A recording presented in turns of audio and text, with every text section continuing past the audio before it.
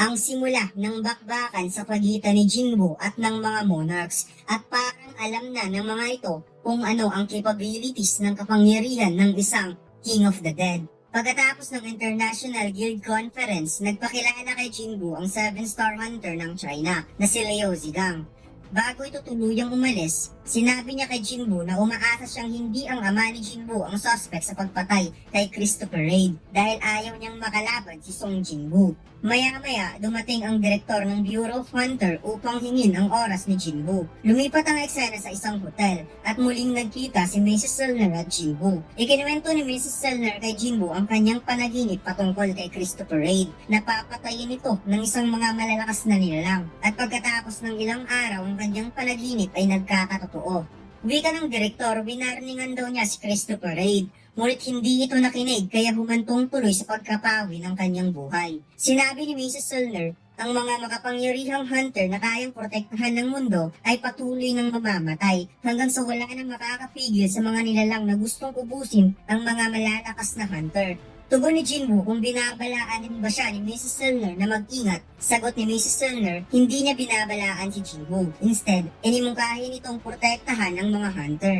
Wika ni Mrs. Selner, sinusubukan niyang makita ang mukha ng mga umaatake kay Christopher sa recent niyang panaginip. Ngunit hindi siya nagtagumpay, kaya gumawa siya ng ibang pamamaraan. Ginamit niya ang kanyang sariling kakayahan upang makita ang mga ito.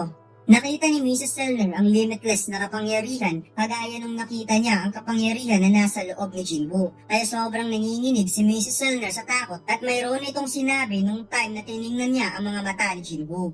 Napatanong ang ating bida kung ano ang exact na sinabi. Sinabi daw nito na pababalikin siya kung saan siya galing at mag-antay sa napakalaking digmaan. Kaya nagulat si Jinwoo dahil parang ito ang tinutukoy na digmaan ng King of the Giant. Digmaan sa pagitan ng mga rulers at monarchs. Ngunit hindi niya alam kung sino sa dalawang panig ang pumapatay ng mga malalakas na hunter. Sinabi ng direktor, ang mga nilalang na umaatake ay lampas sa kakayahan ng isang hunter. Kaya upang mapigilan ito, kailangan nila ang kagaya ni Jinwoo na kayang tumayo as equal sa mga ito. Sa katunayan, hindi siya naniniwala noong una na si Jinwoo lang ang nag-iisang kayang protektahan ang lahat ng mga hunter. Ngunit nung nakita niya kung paano ito nakipaglaban kahapon kay Thomas Andre, nagbago daw ang kanyang isip. Siyempre, hindi sila mag-e-expect na tulungan sila ng libre. Kaya ibibigay nila ang lahat ng gusto ni Jinwoo kahit ang nag-iisang napakahalagang kayamanan ng US, ang Rune Stone ng Dragon Kamesh. Dagdag pa nito, may mga hunter na nakatanggap ng napakalakas na kapangyarihan at ito ay isang blessings at gamit ang kapangyarihan na ito, nananatiling ligtas ang buong mundo. At kapag ang mga ito ay tuluyang nawawala, ang kaligtasan ng buong mundo ay tuluyan ng maglaho. Napaduko si Jinwoo at humingi ito ng tawad, kaya nagulat ang direktor kung bakit ayaw iligtas ni Jinwoo ang mga hunter. Ito ba ay dahil sa sama ng loob kay Thomas Andre?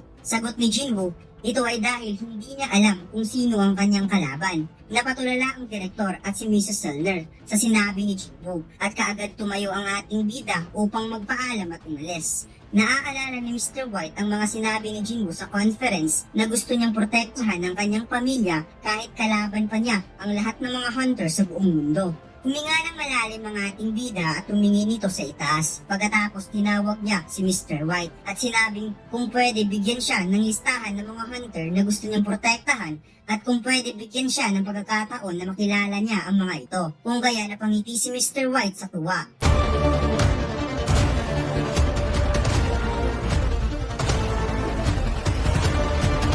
Subukan niyo maglaro ng Run Online Studio 4 Episode 7. Ang download link ay nasa baba. Maraming salamat, mga Lods. Pagkatapos ng sagawa ng event ang Bureau of Hunters muling araw ng International Guild Conference at tinawag itong The Night of the Hunters. Magaling na ang katawan ni Jinwoo at nakadalo ito sa event ng mga hunter. At nung narinig daw niya na binugbog ni Jinwoo ang Goliath na si Thomas Andre upang protektahan siya, ay sobra daw siyang napaiyak. Napansin ng ibang hunter si Jinwoo na siya lang ang naiiba sa lahat at hindi nila ito ka-level. Ngunit sila ay nagulat dahil ito pala ang hunter na iniligtas ni Jinwoo kay Thomas Andre. Nagpakilala kay Jinwoo ang isang CEO company na bumibili ng Monster Corps at gusto nilang bilhin ang mga giant na napatay ni Jinwoo. Kaya napasabi ang ating bida na isa itong good timing dahil si Jinwoo ang in charge sa lahat ng bagay patungkol sa business matters ng kanilang guild. Siya naman ang in charge patungkol sa raid. Kaya kaagad nagpakilala si Jinwoo as a Vice Master ng Ajin Guild upang sila na lamang dalawa ang mag-usap patungkol sa negosyo. Masaya si Jinwoo na makita si Jinwoo na nag-grow up as a Vice Guild Master dahil nakahandle nito ng maigi ang business matters ng kanilang guild. Dumating si Mr. White at ibinigay kay Jinwoo ang listahan ng mga high priority hunter na poprotektahan ni Jinwoo at nakita niyang sobrang dami nito at ang ranking ay nakabase sa points based sa kanilang contribution at activity. At ang top 10 ay ang mga malalakas na hunter. Una si Thomas Andre, pangalawa si Liu Zigang, pangatlo si Christopher Reid, pang-apat si Siddharth Bakshan. Hanggang sa hindi kinaya ni Jinwoo na basahin ang lahat ng pangalan ng mga hunters, kaya nakapag-decide ang ating bida na lagyan ng Shadow Soldier ang lahat ng mga hunter na nasa event, sa halip na memoryahin ang lahat ng mga pangalan nito. At sa pamamagitan ng ideyang ito, madali niyang malapitan ang mga monarchs gamit ang mga hunters, at madali niyang malaman kung sino ang kaibigan o tunay na kalaban. Mahiganting dumating na ikinagulat ng lahat. Wika ng ating bida, huwag kayong mag-alala. At ito pala ay si Thomas Andre at makikitang sobrang na-injured ang braso nito. Sinabi ni Thomas Andre, ang kanyang braso ay hindi kayang pagalingin kaagad ng isang healer dahil sa sobrang lakas ng magical power damage. At kahit ang kanyang doktor ay ganun din ang sinabi. Kahit na mabagal ang recovery ng kanyang braso, hindi pa rin sigurado kung kailan talaga ito ma-fully recover. Alam niyang kaya siyang tapusin ni Jinwoo at kahit ang buong Scavenger Guild ay kaya nitong i-wipe out. Ngunit sa kabila ng napakalaking chaos na nangyari, walang namatay sa kanyang guild member maliban kay Wang Dongsu na siyang nagsimula ng lahat. Tinanong ni Thomas Andre kung bakit sila binigyan ng chance ni Jinwoo na mabuhay. Sagot ng ating bida, hindi sila nagkasala kaya hindi nila deserve na mamatay. Paalis na si Thomas Andre at sinabi niya kay Jinwoo na alam niyang nakagawa ng kasalanan si Wang Dongsu. Subalit hayaan siyang bigyan nito ng isang dissenting living. At ililibre daw niya ng dinner si Jinwoo kapag tuluyan ng gumaling ang kanyang braso kung ibibigay nito ang contact number sa kanyang manager. Nagpakilala si Laura at sinabing nagpapasalamat si Thomas Andre dahil hindi pinatay ni Jinwoo ang kanyang guild member. Hindi daw halata sa mukha nito, pero ang kanyang guild master ay isang mahiyain na tao. Hiningi ni Laura ang contact information ni Jinwoo dahil gusto ni Thomas Andre na bigyan si Jinwoo ng isang magandang gift. Kaya nakikiusap siyang sabihin kung ano ang gusto ng ating bida. Nagpapasalamat si Jinwoo ngunit hindi na daw kailangang magbigay pa ng gift. Subalit wika ni Laura, hindi daw kaya ni Thomas Andre na magkaroon ng utang na loob dahil isa itong highly competitive person. Napaisip ang ating bida kung ano kaya ang dapat na hingin niyang regalo. Ay wala siyang ibang naisip kundi isang napakagandang dagger. Umalis na si Laura at sinabi ni Mr. White kung handa na ba si Jinwoo na ma-meet ang nasa hunter list. Uwi ka ng ating bida, hindi na kailangan, at tinanong niya kung bakit wala dito ang ika-number 6 sa listahan. Hindi makapaniwala si Mr. White kung paano nalaman ni Jinwoo na hindi dumalo ang ika-number 6. Kaya sinabi niyang wala na silang contact nito bago nagsimula ang conference at hinahanap daw ito ngayon ng Brazilian government, ngunit hanggang ngayon wala pa ring balita. Kaya napagtanto ng ating bida na baka pinatay na rin ito ng mga monarch. Lumipat ang eksena sa Hunter Association. Palagi nakakaramdam ng malakas na pagkabog sa dibdib si Gogan He. Alam niyang mayroon siyang problema sa puso, ngunit parang lumalala daw ito. Kaya napagtanto niyang baka umabot na sa limitasyon ang kanyang katawan. May tumawag kay Gogan He. Tumawag ang kanyang asawa na sobrang nag-aalala kung may masama bang nangyari sa kanya. At wika ng chairman, walang nangyaring masama sa kanya. Sa katunayan, pauwi na siya sa bahay. Ngunit biglang naramdaman ni Gogan He ang napaka-unusual na magical energy. At napansin niyang biglang lumamig at sa paglingon niya ay mayroon ng nakaupo sa sofa ng kanyang office. Ang Monarch of Frost, ang King of Snowfolk, Seled. Naramdaman ni Gogan He ang presence ng kalaban at alam niyang hindi niya ito kayang i-handle. Gumawa ng isang matalas na ice object ang Monarch at sinabing ang lugar daw na ito ay matagal nang wasak sa outside world.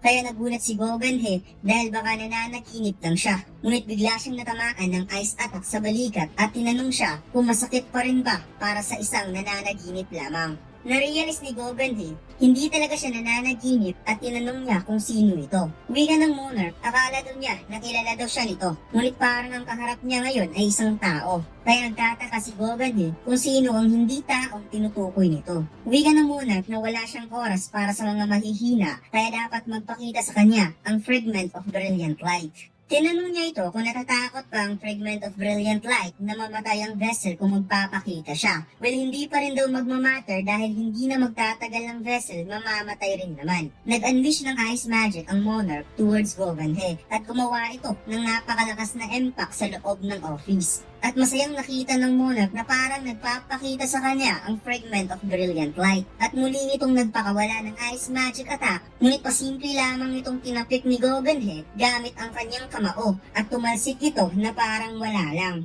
Umapaw ang napakatinding kapangyarihan ni Goghanhe at ginamit talaga nito ang kapangyarihan ng isang ruler dahil nagsalita ng lingwahe ng mga monster ang chairman at ngayon kilalang kilala niya kung sino ang kanyang kaharap at sinabi nitong na-impress daw siya dahil winasak nito ang kanyang office in a dimensional gap. Wika ng monarch, matagal na daw niyang hinahanap ang fragment of brilliant light na nasa katawan ni Goghanhe. Ngunit hindi niya na-imagine na natrap daw ito sa loob ng isang mahinang vessel na hindi kayang gamitin ang full potential na kapangyarihan ng isang ruler. Nahanap na daw nila ang 7 vessel ng mga ruler at 2 na ang kanilang napatay at 3 daw ang vessel nito. Napasigaw si Goghanhe sa galit kaya naghamon nito at sinabing, "Halika, Monarch of Frost, subukan mo ako kung kaya mo." Sagot ng Monarch, "Hindi mo ako kayang talunin gamit lamang ang katawan ng isang tao. Compare sa isang monarch na kayang gamitin ang full potential na kapangyarihan at hindi daw ito makakatama sa kanya kahit galos man lang." Parehong naghanda si Goghanhe at ang Monarch of Frost at naunang nag-unleash ng ice magic ang monarch ngunit hindi man lang umiwas ang matanda sa halip nagpatama lamang ito mga lods at winasak ang ataking ito gamit lamang ang ulo. Umatake si Goghanhe gamit ang kamao at nag-alamang Kidigarf ang datingan ng chairman mga lods ngunit effortless lamang itong iniwasan ng Ice Monarch at nagsagawa ng counter-attack gamit ang napakatulis na ice magic direkta sa mukha ng chairman. Madali lamang itong naiwasan ni Goghanhe at nag-counter din ito ng napaka-powerful na suntok. Ngunit ang suntok na ito ay nadepensahan at naging ice ang buong braso ng chairman. Nag-clinch ang matanda gamit ang buong lakas nito kaya nagawa niyang mawasak ang ice magic at sinubukan niyang direktang hawakan ng ice monarch ngunit nag-unleash ito ng slashing attack kaya umatras muna ang matanda na si Goghanhe. Naisip ni Goghanhe na dapat niya itong tapusin kaagad hanggat kaya pa ng kanyang katawan. At kaagad siyang nagpakawala ng napakalakas na suntok ngunit nagawa pa rin madepensahan ng Ice Monarch ang kanyang katawan sa pamamagitan ng pag-cover gamit ang ice. Napatras ang Ice Monarch sa lakas ng suntok ni Goghanhe. Ngunit napansin ng matanda na parang nag-collapse ang kanyang katawan kung kaya napaluhod ito dahil umabot na siya sa kanyang limitasyon. Sinabi ng Ice Monarch na disappoint daw siya sa fragment of brilliant light dahil napakahina daw ang katawan ng vessel at bigla itong nawala dahil nag-dash ito sa harap mismo ni Goghanhe at kaagad sinaksak ng ice magic ang katawan ng matanda. Sobrang inindali Goghanhe ang pinsala at napasuka ito ng dugo at tuwigan ng Ice Monarch kung ilang taon daw ulit makakakita ng bagong vessel ang mga ruler. 1 taon, 2 taon, subalit ang kanilang lakas ay kumalat na sa buong mundo at ito ay mawawasak bago pa sila makabalik. At ang malaking pagkakamali daw ng mga rulers dahil pinili nilang protektahan ang mundong ito. Sagot ni Goghanhe, kung inaakala daw ng monarch na manatalo siya na ganun lang kasimple, ay nagkakamali ito. At kung inaakala daw nito na nakikipaglaban siya na walang rason, well hindi daw nito nahulaan kahit palagi itong nakasunod sa kanya. At mukhang mayroon daw itong nakalimutan habang hinahawakan ng mahigpit ni Goghanhe ang kamay ng Ice Monarch. Nagtaka ang Ice Monarch kung ano ang kanyang nakalimutan. Subalit umaapaw bigla ang mana ng matanda at nag-unleash ito ng napakalakas na magical attacks. Ngunit naiwasan ito ng Ice Monarch at tumama lamang sa salamin ng office ng chairman. Wika ng Ice Monarch, muntik na daw siyang natamaan. Subalit naguguluhan siya kung ito ba ang ibig sabihin ng matanda na nakalimutan niya. Sagot ng chairman sa Monarch of Frost, ito daw ang kanyang tinutukoy. Unti-unting nagkaroon ng crack ang salamin hanggang sa nabasag at nagkaroon ng butas ang office ng chairman. Kaya mas lalong naguguluhan ng monarch dahil wala namang magbabago kung babasagin ito ang salamin ng kanyang office. Binanggit ni Gogenhe ang salitang ngayon na at mabilis lumabas ang isang Ant Shadow Soldier sa katawan ni Gogenhe at kaagad itong tumakas palabas sa office gamit ang salamin na nabasag. At mas lalong naguguluhan ang Monarch of Frost dahil anong magagawa ng nag-iisang magic beast na tumakas ngunit may bigla siyang na-realize pagkatapos niyang ma-picture up ang magic beast na lumabas sa katawan ng matanda. Kaya't agad niya itong hinabol upang mapatay kaagad. Nasa ibaba na ang Ant Shadow Soldier at nagmadali itong tumakas habang ang Ice Monarch ay kakalabas pa lang ng building ngunit madali niya itong nahabol at kaagad nagsagawa ng atake gamit ang Ice Reaper magic. Subalit napadilat ang mata ng Ice Monarch sa kanyang nakita dahil effortless na hinawakan ni Jinbu ang kanyang weapon at makikitang kaka-shadow exchange lang ng ating bida. Kaya kaagad kinrab ni Jinbu ang lieg ng Ice Monarch at sinabing, "Who the hell are you, Ice Elves?" At dito lang nagtatapos ang ating kwento mga lods. Huwag mo sanang kalimutang mag-like, comment at mag-subscribe sa ating YouTube channel at mag-follow sa ating Facebook page. Salamat!